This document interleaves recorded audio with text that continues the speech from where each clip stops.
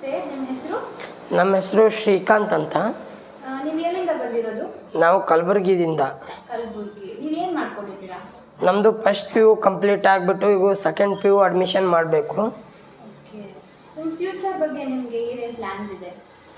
ನಾನು ಮುಂದೆ high school Kannada teacher ಆಗಬೇಕಂತ ಆಸೆ.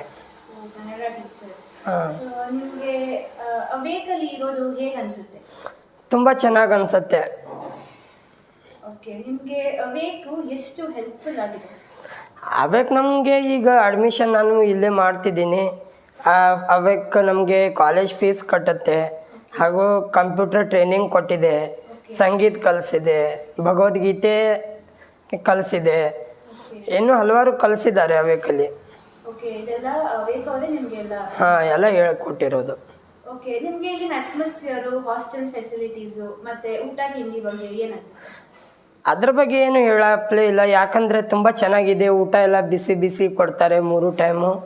ಹಾಸ್ಟೆಲ್ಲು ಚೆನ್ನಾಗಿದೆ. ಇಲ್ಲಿ ನಮ್ಗೆ ಹೊಂದಾಣಿಕೆ ಆಗತ್ತೆ ಅಂತ ಇಲ್ಲಿದ್ದಿರೋದು. ಓಕೆ. ನಿಮ್ಮ ಎಜುಕೇಷನ್ಗೆ ಅವೇಕ್ ಎಷ್ಟು ಹೆಲ್ಪ್ ಆಗ್ತಿದೆ? ಎಜುಕೇಷನ್ಗೆ ಅವೇಕ್ ಈಗ ಸೆಕೆಂಡ್ PU ಅಡ್ಮಿಷನ್ ಮಾಡಬೇಕಾದ್ರೆ ಫೀಸ್ ಕಟ್ತಾರೆ, ಓಕೆ. ಅದು ಹೆಲ್ಪ್ ಆಗುತ್ತೆ.